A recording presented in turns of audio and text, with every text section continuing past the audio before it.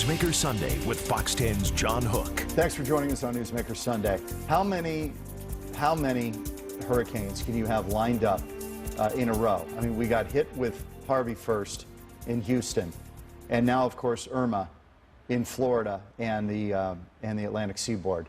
Take a look at this picture. This is the Task Force 1 team, Arizona Task Force 1, Phoenix Fire. This is their urban search and rescue team, and they went to Harvey right before that happened and have been assisting in Houston.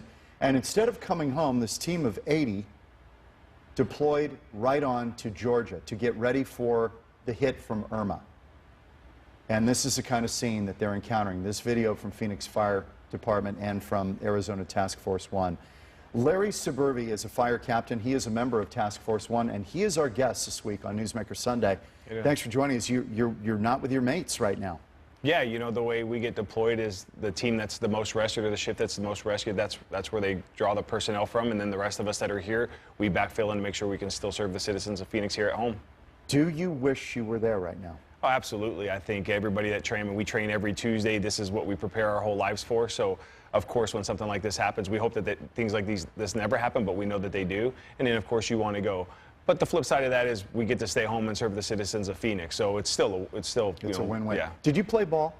I played football. Okay, yeah. you played football. All right, so this is like missing a playoff game. Yeah, you know, I really kind of compare it to our military soldiers. You know, like they train all the time. They don't want to go to war, but when the duty calls and you want to go. Right. So it's the same thing. That's our mentality. You know, we're very passionate about what we do. Helping others, and to have the honor, and I'm so proud of our team members. I'm friends with all those guys. You know, I'm so proud of our team members that are out there that are helping. So, yes, you know, a bunch of us are back here. Half the team is still back here, but we're hugely supportive of the guys there. Larry, I want to show a Linda Williams story that she did earlier this week, just to kind of set up what you guys have been doing there, and then we'll talk some more about what the team is doing on the ground, the kinds of things they're encountering. I'm sure you've been in contact with them, and we can't wait for that. Let's listen to Linda Williams' piece on the Arizona Team 1, Task Force 1, and what they're doing, not only Houston now, but Florida and points beyond. Take a look. It's been a long week and a half for Arizona Task Force 1 as the 80 members rescued and helped people in flooded Houston neighborhoods. They even made a few new friends along the way. Tonight, they were due back home in the valley and they were on their way. But along came Irma, a new hurricane making a path for Florida. FEMA asked several teams, Arizona's included, if they would be willing to change plans and not return home as scheduled. Had conversations that, yes, Irma was bearing down on the coast and there were going to be some serious needs for search and rescue. And that's where the team got together and everybody determined that we're ready to go. Our cash is ready. We have the right attitude. We're rested up, and we can go again. They went to every team member individually, said, hey, make sure things are in order back home. Make sure your home life's going to be okay, and can you stay? And every single one of our members were able to stay. If one of the team members had to return home to Phoenix for some reason, Captain Subervi says there would have been a line out the door to replace that member. Though this assignment is challenging, within the department, it is a coveted one. Truly, this is what we have trained for years. We want to be trained, ready to go, and when the call comes, we want to be answered the call. So it's absolutely an honor to go all the way across the country, help somebody in Florida, help somebody in Texas, help somebody in New York. So in the flesh, Captain Larry Subervi is our guest on Newsmaker Sunday, and we'll be joined later in the program by Jon Noetzel and Marc Martinez, who you know. Jon Noetzel, our chief photographer, Marc Martinez was along with John in Houston to get what they saw on the ground. Covering this calamity. We've had a couple of them. Yes, sir. Larry, you've been to a couple of these. Tell me kind of what happens on the ground. Yeah, so when the team gets deployed, you know, at the beginning it's kind of a waiting game while FEMA does an assessment to figure out what area is the most in need. And then once they make that assessment, then that's where the teams get deployed. So we're one of 28 teams across the country. Our team is actually one of 8 that was in Houston and is now actually going to Florida as well. And then, so there's a little bit of a waiting game where you figure out where you're going to go. For Harvey, we knew that the big issue was the floods because it brought a large amount of rain. So we went straight into boat operations. We're expecting a little bit different in Florida because the winds are so high that we're expecting that maybe it's going to be more structural. We have to shore up buildings to prevent collapses. So our team is ready for anything. We train on all those things all the time. Now, you were telling me, we think of it as just a team of firefighters. You've got a lot of other personnel that maybe the folks here don't know. I didn't know. Yeah, we have an incident management team of 20 people that go with us. They're firefighters as well. But then, some of the things that are hugely important, we have 2 doctors that are with us, fire department doctors that understand our personnel, know what we go through, know the stresses that come with the job. We have 3 Phoenix police officers that provide security for our team as well. 2 structural engineers. So Houston, that was huge because our team was going over bridges that had not been passed over before. So the structural engineers make sure that it's safe for our people to go over. And then we have 4 dog handlers as well. So, those 4 dog handlers are Phoenix firefighters. So it's a huge group effort to make sure that we're doing things the right way. And then lastly, we just sent a team out last week of 4 of our peer support team members to make sure that, everyone that's there, things are in order for them at home and that they're comfortable staying. So it's huge for us. So when they get there, what kinds of things are they doing? We see some pictures of stuff being moved. What kinds of things are they doing on the ground? That was Doug Matulis. He's one of our logistics guys. So they all have different roles, and everyone, it's like a well-oiled machine. They all have something different they do. So whatever equipment they need, like Doug, there's 3 of those guys that are responsible for making sure everything's in working order. While they're in their downtime between Houston and Florida, they're not just sitting around. They're training nonstop in preparation for the equipment they may have to use. So, for example, there's 3 different types of torches that are in the cache of equipment. So they're pulling those types of things out, making sure that everyone on the team is up to date because you never know what role you'll be thrown into when you're there. How much training is going on year-round with this team?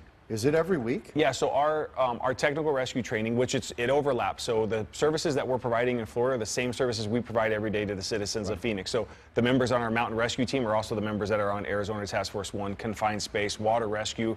If we have washes or floods here, it's the same members. Same skill. Yep, same skill set. So every Tuesday, throughout the entire year, every Tuesday, minimum of 3 or 4 hours, our team members that are on the technical rescue team are going through this stuff. Let's run cut number 4 here, if we can, because I just want you to talk a little bit about what's happening when your team sees this kind of thing. Is it overwhelming, or is it just 1 foot ahead of the next? Yeah, it's like anything else. When you have a gigantic task, you can't look at the whole picture overall, and because it can become too overwhelming, you start thinking about what is our job, what's our role. So as part of a team that's there, we got our section of the city that we're responsible for, and then they give you a section of the city, exactly. And they say what? So we are in Katy, Texas, and they said, hey, we need to find out how many citizens are in place. So we always use the term search and rescue, but it's on a deployment like this, it's actually 2 different things. You have a search team that goes through with GPS devices, and they will mark houses. You've seen the marking like that after Hurricane Katrina. You see they mark houses to where people are stranded. So if there's somebody that's in critical need of a rescue, they get triaged and moved to the top. But for the most part, they go through and they say, hey, there's 4 people in this house that we need to get moved. And then the rescue team will come and move those personnel. Do you guys have boats? We do. We have boats, and while we were in Houston, we had our boats, and then we were also using some of the stuff from the local jurisdiction as well, so we were able to service a larger area. But when you talk about up to 50 inches of flood waters in some areas, a lot of 2-story houses in that Houston area, so a lot of people were able to get to a safe area. But total, the FEMA teams and National Guard rescued over 6,000 people, over 1,000 pets during that deployment, and we're anticipating more of the same in Florida. So you were part of those rescues of the 6,000 total. You did a small part of it, but it was an important part. Yeah, our team was absolutely part of that 6,000. When you go into one of these and you don't kind of know the lay of the land, you don't know the geography, you don't really know the streets, who's coordinating all that? A lot of the responsibility lies with the local jurisdiction, and we have the same thing here in Phoenix. So we have a task force here that is responsible for the first 72 hours, and then once the local jurisdiction gets through that 72 hours, that's when the expectation that all the FEMA teams are there. So we rely a lot on the local fire department that's there in terms of geography, but Google Maps and things like that help us along the way. So, and then we literally have gigantic maps that we check everything off as we're going through. You've been talking to some of these folks, I'm sure, who've been on the ground. How are they doing? What are they seeing, and what are they telling you they're seeing? First of all, they're all just excited and honored to be there. We love the citizens that we serve here, but to get to branch out and do something else and see a different area of the country is huge for them. It makes them better here, right? Yeah. Oh, absolutely. The things that we do, the experience that we're getting there, the effect that it has on our citizens here is immeasurable, because when our time comes, then we know that we're more prepared. So everyone's in good spirits. You know, we had 80 people. They all wanted to stay. And the nice thing about that is that they were individual conversations. So they went to each member, and they didn't say, hey, does everyone want to stay? Because they know that, you know, everyone's going to be like, yeah, well, so they went. Oh, yeah, if you get a group, Yeah.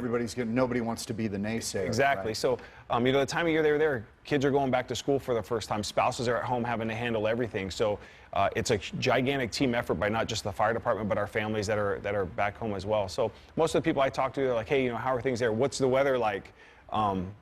You know, they just want to make sure things at home are good. And Did anybody have to peel off because of personal commitments? Did you have to, a couple of team members have to peel off? Yeah, as of right now, we had everybody that was able to stay. But Everybody stayed. But we have people here that are ready to go. So we did a call to some of the local firefighters that are here that are on the task force as well, and just said, hey, if something changes or something happens and we have to rotate people out, then we're prepared to rotate people out. When you guys do this, when you send that amount of people, that's a lot of resource, 80 people. Does it impact Phoenix Fire in terms of what you can do here in terms of coverage? That's such a great question. So we have in our system, we have a lot of redundancy built in our system. And one of the strengths of our task force is that it's all Phoenix Fire Department. It makes it unique. But one of the strengths of our system here in the Valley is that we are part of an automatic aid system. So it's not just Phoenix Fire Department that's really helping out back home. You have Glendale Fire that can help fill in, Goodyear, everyone that has technical risk. Backfill. Exactly. We went on a hazardous materials call today, and Tempe Fire Department is one of the first ones that's there. So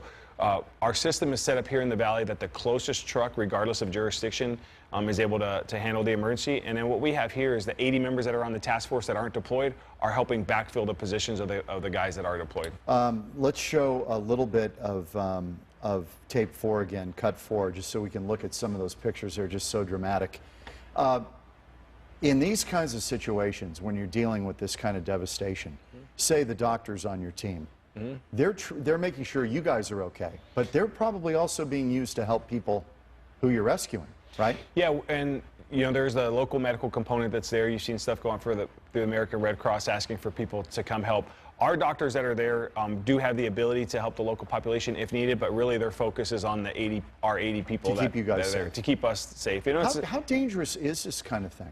Well, I mean, you know, we're not going into the water that looks like that. You know, it can be extremely dangerous just because, again, we talked about the lay of the land and unfamiliarity, and that's why we have, you know, Phoenix PD. Our partnership with Phoenix PD is so solid to have those three personnel that are there with us really kind of watching our backs. You know, we say we're all public safety, we're all one team, but they have the ability to work again with the local jurisdiction. If we need more security, if we're going into an area where we know that there was a lot of looters that were in that area, right. It can be dangerous. Exactly, and they can provide extra security. We don't wear bulletproof vests. You know, we go in and we want to make sure there's a difference. We go in just to help people. Same group that went to New York for 9/11. Yeah, so the same same team. The same team. Obviously not the same members because people have cycled out and retired. But Absolutely, and our team has been part of, you know, every major issue that really we've had over the last 20 years. we keep hearing how good this team is. It's one of the best in the country. Yeah, I'm telling you, it's an honor to be on the team and to know the people that are there. Well, thank you, and thank you for your service with the U.S. Air Force as well. Yeah, no problem. Larry Subervi, who is Task Force member, Task Force 1, Arizona Task Force 1 member, and a Phoenix Fire captain. Thank you for this. When we come back, we're going to speak to two guys on the ground, two of our guys, Jon Noetzel, our chief photographer, and Marc Martinez, our anchor for the 6 and 10 here at Fox 10, a great reporter who was on the ground in Houston. And we're going to get their feelings about what they saw and what they experienced as we continue to track Irma and dealing with Harvey, the aftermath. Back in a minute on Newsmaker Sunday.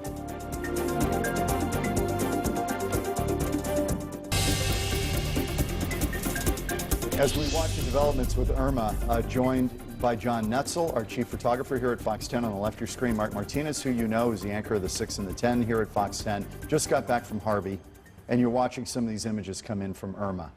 And we're going to show some of your video. First of all, when you went there, were you just stunned? We'll get to Jon in a minute, because Jon's covered a bunch of these. Right. Were you stunned by what you saw, Marc? I just couldn't believe that it literally was everywhere you looked when we got there. You know, we landed in Austin, we drove into Houston, and that was hard enough just to get there. And once we got there, we actually hit the ground running, and you're seeing the video that Jon shot out here. This was everywhere we looked, and you kind of had to pick which video you were going to get, what you were going to shoot, because it was everywhere. And I guess I was just amazed at the amount of water that was there, and then even days later, the water was still there in some of these neighborhoods. Jon, you're seeing this through your lens. Now you're looking at it kind of in full picture. How's it different from what you saw in your mind and what we're seeing here? I think you're taking it in the moment. You're not really, you don't have time to process a whole lot of what you're shooting. You're just kind of trying to capture the image, and you're not really, it doesn't really sink in. I mean, I'm looking at this now going, wow, that, man. Yeah, you saw those cars underwater there. Yeah. And Right. one thing that was interesting, and that was, brought me back when we just looked at that video. John shot that. We were on the side of the highway.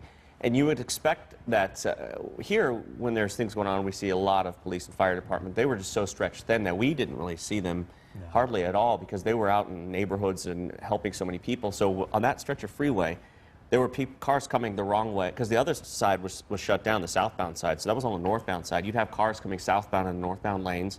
You'd have cars coming up the off-ramps to make a U-turn to get on the freeway. I mean, it was kind of... And everybody's just kind of figuring it out. Yeah, and it was a free-for-all, but everybody, you know, it wasn't...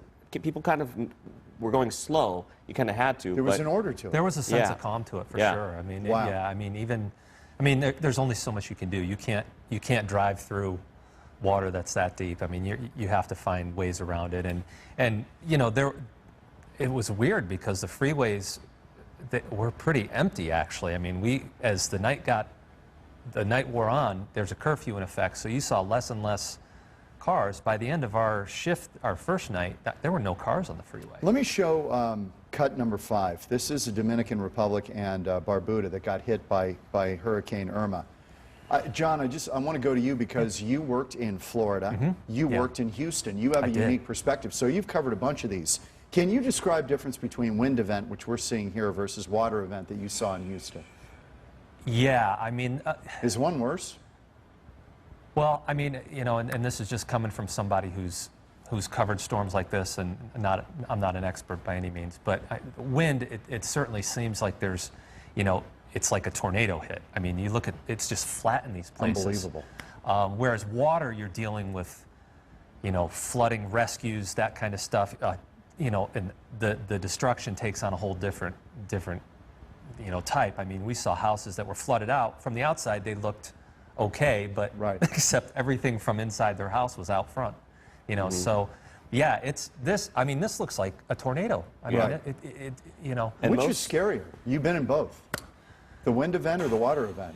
Boy, I don't know. I mean, you know, they're both just terrible. I mean, they both have, you know.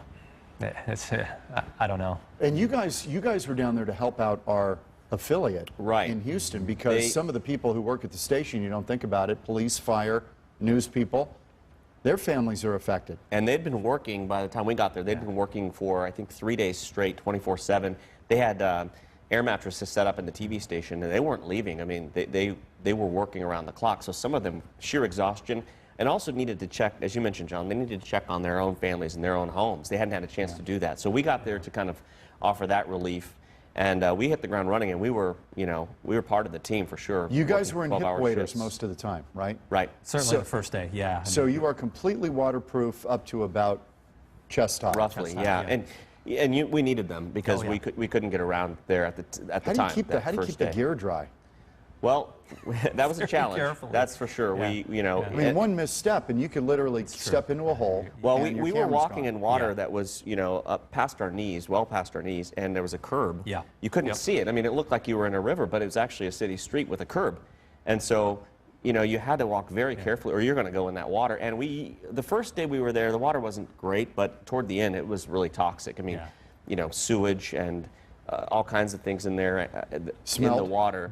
Yeah, it was getting pretty bad. And you wouldn't, you know, you wouldn't want to go in there and just walk around just to be in there to do something for TV. I mean, it was not a good idea. I'm going to show, you got a baby being rescued on a jet ski. We're going to show that when we come back on Newsmaker Sunday. But before we go, just your enduring memory of that trip to Houston. For me, it was the amount of people, the Good Samaritans that were helping each other out. You know, we're used to seeing the rescuers, the professionals going in and helping people out. These were people who had boats, jet skis, kayaks, whatever, even inflatable rafts.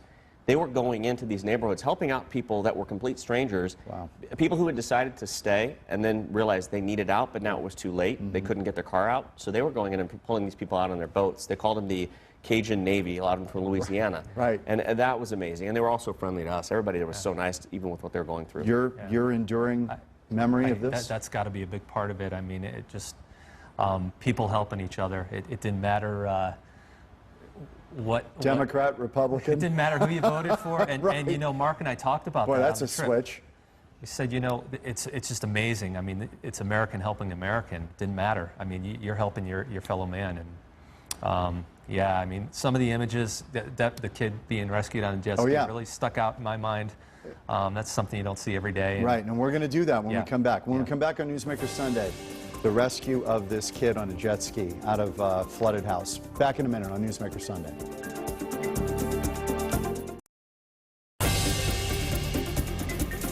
As we're starting to get a picture of what's happening with Irma in Florida and along the Atlantic seaboard and in the Gulf, we're still looking back at Harvey because Houston, it's going to be months of recovery. Jon Noetzel, our chief photographer, on the right or left of your screen. Marc Martinez on the right of your screen, our 6 and 10 anchor here at Fox 10 and a reporter as well.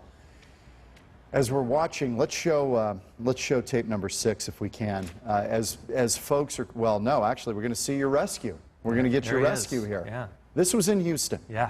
Tell me about this. This is a really unique picture. Mark and I are standing in, you know, almost waist-deep water, and we're just watching everything unfold around us. There's boats in the streets that are that you would put in Lake Pleasant. I mean, these are full-size boats, trim all the way down. You know that they're airboats, everything. And I look up and I say, Mark, baby, and sure enough, there's a father with his 13-month-old son on the back of a jet ski going top speed down the middle of a main street. I mean, this is a street right here that they're going down. What was the story with these guys? The family had decided to try to ride it out. They didn't think it was going to be that bad in their neighborhood. The water started coming into the house. They couldn't drive out anymore, and the water was going up and up and up. And so they have the baby, and so they made the decision. These folks were going around in the neighborhoods asking, hey, if anyone needs out, we're here. And they decided to take that exit and get out with them. Did a lot of people move to if they had a 2-story, did a lot of people say, okay, we'll just hang in the top story and just ride it out? They did. Yeah, it's funny. I mean, that's exactly what happened with these folks. They had a 2-story. They decided it was time to get out, but they had to leave their pets up on the 2nd floor. They were going to go back, hopefully go back that night or the next morning to check on them, but they felt like the pets would be okay on the 2nd floor. But yeah, I mean, that's... The problem is that some people who had the 2nd floor, we talked to another family that the whole 1st floor was 6 feet underwater. So now you're on the 2nd floor, but how do you get out now? You're trapped. You're trapped. Right. And if nobody knows you're up there, I mean, you're in a bad situation. Were there people climbing on roofs like we saw in New Orleans during Katrina? See that. Well, I mean, from some of the pictures I saw, it looked like there were. We didn't see those kind of rescues going on where we were, but again, the city was so huge, and there were... I mean, this is just one little one pocket.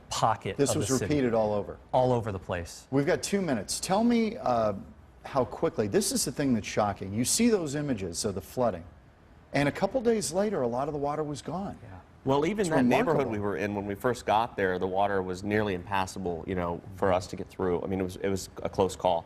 As we were leaving hours later, it had gone down, what, about a foot? Noticeably, or more, yeah. or more. Yeah. So some of these areas started to recede, but other neighborhoods, just the way that they were, where they were, they did not. They were lower, and the water just kept coming, and it didn't recede. Do you suspect we're going to find a lot of people didn't get out? That death tolls could rise from these events, that you're going to discover weeks later that some elderly person is in a home somewhere that couldn't get out? Frightening to think about, yeah. I mean, I certainly hope not, but I know I was talking to you earlier. It's amazing after the storm seeing the damage that was done. I mean, in the storm it's raining, you see this kind of stuff, but what really hits home is when the water recedes. Right. And when you really get to see what has happened and the damage. Let's roll cut number 6 because we're talking about Irma and the devastation from primarily a wind event. Boy, we really went through a period of about 10 or 15 years where we didn't have a lot of this. And now we're in that cycle now where we're getting pounded. Yeah, and it looks like there's going to be several more coming towards Jose. Yes, Yeah, exactly. right, so I they're mean, lined up like airplanes. And you know, the one question I have is, we saw this when we were in Houston, is the resources. They were stretched very thin. There were grocery stores running out of water, running out of gas at the gas stations. I just wonder if we're going to have enough resources to get everyone the help they need, especially as they look to rebuild after all these are passed through. We've got to wrap it, but since you lived in both places, Houston and Florida, Yeah. is there a complacency after a few years have passed with no storms? Do people kind of settle into a mindset of, it's never going to happen again? Or are they I don't always think so. thinking about I it? think it's a way of life in Florida. Okay. It's on your collective mind. You never know. Right. But a direct hit is, it's not like you're going to, you expect a direct hit every year. And you hope and we pray. But in Houston, a little bit different. Guys, thanks. Yeah. Great work. Thank And you. we will see you next week on Newsmaker Sunday. Thanks for being with us.